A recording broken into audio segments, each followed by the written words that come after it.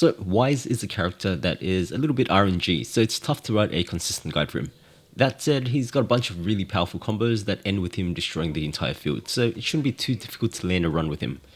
The way that Wise works is that he plays pretty normally initially, but then during the run you can find a Dreamseeker in the store as a companion. It can be any one of the 27 other Dreamseekers, so when you purchase them, they won't join your team, but instead you receive their bonuses. For some characters, this could range from being a minimal boost to being absolutely useless. For others, it can be downright game breaking. The reason for this is that when you get their ability, it doesn't factor in their base stats, which is what a lot of these characters are based around. Take for example Sir Percival the Cat. He's got a dodge boost of 45% and gets 2 treasure detection whenever you dodge. This however is balanced around the fact that he only has 5 health to start the game with. This makes the starting few waves the hardest stages for Percival. Picking up Percival mid-run however, when you're already rocking 80-90 health, makes life a lot easier. It's going to be a breeze as you're already well equipped to deal with the negatives. The same can be said for someone like Baggy, who has no movement speed at all and is really prone to dying in the first 3 waves. Picking up Baggy mid-game however, once you've already established some character power, is practically a free win. Especially now if you combo that Baggy with a few other Dreamseekers that you might have picked up along the way. So with that said, let's go quickly through the roster and I'll give my takes on how powerful they could be and whether or not you should absolutely grab them or pass them up. So starting with Mr. Work, this is incredibly mid. 5 health, 5 speed, 5 recovery. Treat it like getting an okay relic. Next up, Derpy Wolf. This one isn't so bad. The only downside is the -3 armor, and even if you can't make use of the robot companion buffs, the rest of it is a net positive in terms of move speed, dodge rate, and crit rate. Then we've got Jade Cabbage. This is one of the really powerful ones for a protagonist DPS build. Upon buying it, you start getting little cabbages in the shop, and buying them will cause you to get additional projectiles. Pretty soon you'll be shooting waves and waves of projectiles, which can be really strong with the right relics. The big pot is pretty average. It can be okay depending on if your build can make use of the health regeneration on taking damage, but I think that it's pretty niche, especially since the downside is increasing monster speed. The Porcelain Doll is almost always garbage. -10 armor and 50% reduced armor correction is far too big of a hit for what she provides. And the same here goes for Slippy. If you're playing a Brigade build, then picking up Slippy will just instantly tank your run. Just not worth it. Card King is a pretty niche playstyle, and depending on what relics you're already getting, suddenly losing your attack could brick your run. If you are running a companion build though, it could be good, but personally I wouldn't bother. Sassy Senior is another one that could brick your run as well, but it's much easier to get working than compared to Card King. If you're already running a luck based build, then it could be worth getting if you think that you can commit to the playstyle. Baggy is a really powerful option. Of course, it also has the power to brick your run, but I do find that with Baggy the first few stages are the hardest, which means that typically if you're finding Baggy mid-run, then you usually have enough power to make it a net positive for you. Percival, we've already spoken about earlier, he's a really great one to get, especially if you already have a solid amount of health to tank that 50% health correction. Red Scale, this one is okay. Red Scale is one of the most powerful Dreamseekers in version 1.0, but this power does come in the form of his insane scaling, so picking him up later in the run does give you less room to scale, but it could be good if you're already sporting a respectable amount of health by the time he appears. Omnom, well, this one really depends on your build, but 90% of the time I would simply avoid it. The problem here is that you probably don't move as fast as Omnom since you don't have his insane base stats, so picking him might just end up causing you to die. Periwinkle has a really unique playstyle, and most of the time when he appears I simply ignore him. The character isn't really that bad, but it's such a unique playstyle that forces you to immediately change what you're doing in order to account for his passive, and most of the time I just can't be bothered to change mid-game. Clementine is okay if you're after some bulk and move speed when playing a build that doesn't care about your own attack. Clementine is usually based around the insane speed growth, so you're missing out on about 100 move speed, which means that the passive on Wise is pretty average, but you still are getting 30 move speed and double the health at the cost of pickup range and the ability to attack. Gulpy is really good. I would say that overall a net positive, as the only downside is the increase to monster move speed. You get poison, health scaling, health regeneration, which will go really far in keeping you alive. Frosty is another really good one if you're playing an attack based build. 40 attack speed is no joke, and the increased damage and bullet size from getting companions should help you scale. You just need to make sure that you have enough sustain to make up for the fact that you'll be taking more hits due to the character size increase. Capped Gallant overall I would consider a net positive pickup. It's a huge damage boost as it instantly increases your damage by more than double at the cost of some attack speed, and picking this up mid game gives you the benefit of already retaining some companions.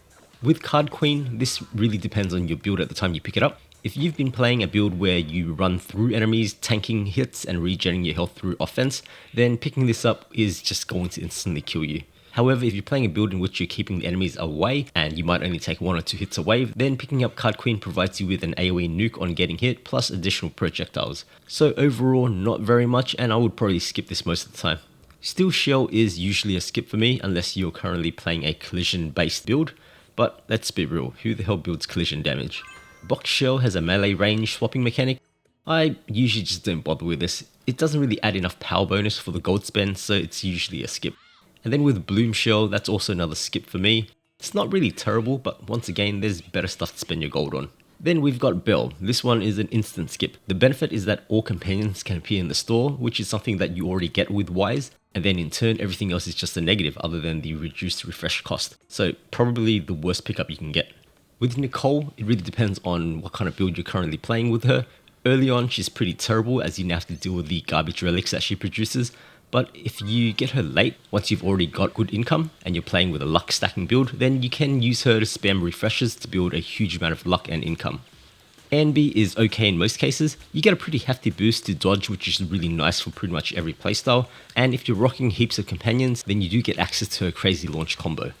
Billy is pretty terrible. Picking him up will almost immediately kill all companion-based runs unless you're already rocking a huge amount of crit rate. Personally, I would just avoid him. Then we've got Nikomata, who I would say is a pretty average pick unless you've already got the Projector Slide Relic. The move speed and attack speed is really nice though, along with the free gold gain, but you will need to watch out for that income loss unless you've got the Projector Slide Relic, which in turn turns that negative income into huge amounts of damage. And then lastly, we've got Boo Fortress, which can make some fun shenanigans depending on when you pick him up. If you manage to get him in the middle of a character-based DPS run, you'll be able to get some insane screen covering firework actions at the cost of some pickup range and increased monster move speed. Okay, so that was a long one, so I'll just finish this up quickly.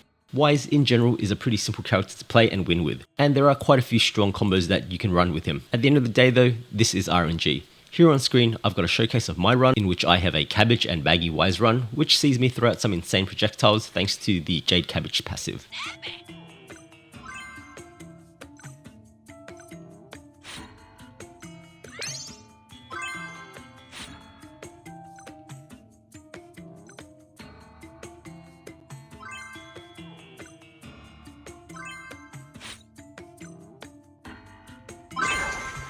They're here.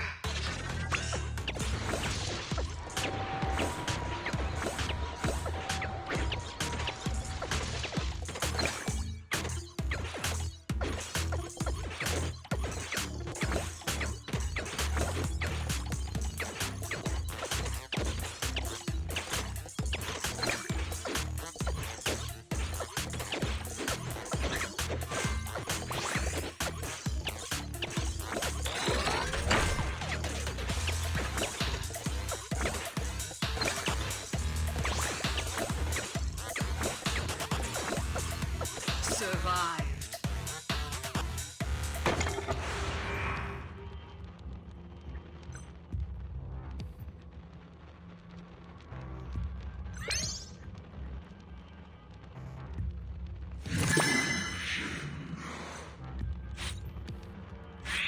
Wow, this is epic!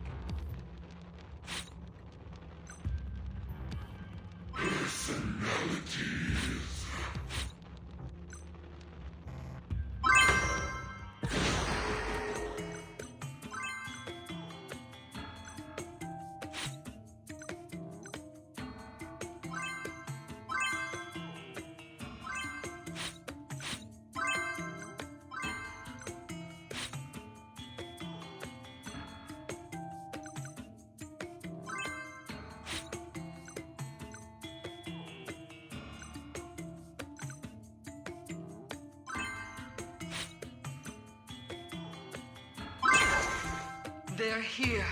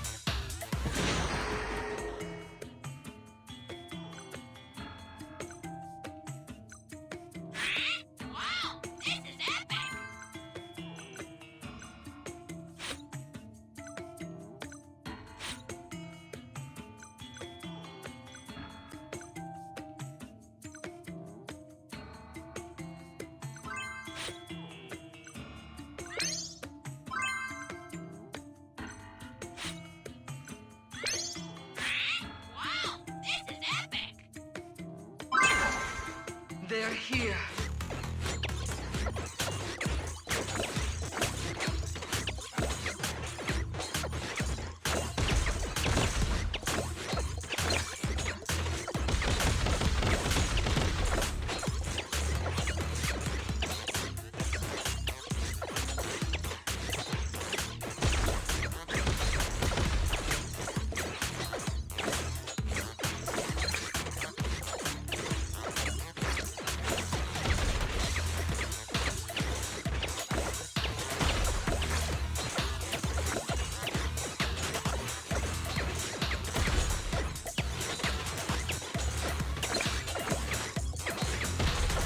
Survived.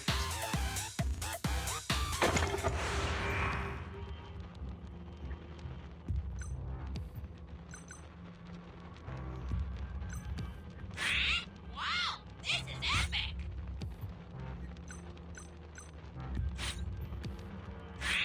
Wow, this is epic! Wow, this is epic! Wow, this is epic! Wow, this is epic!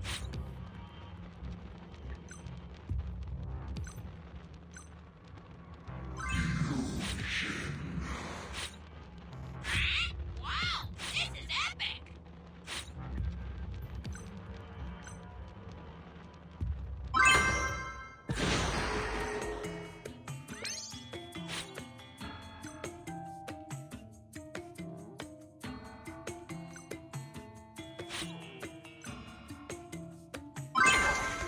The darkness unfolds.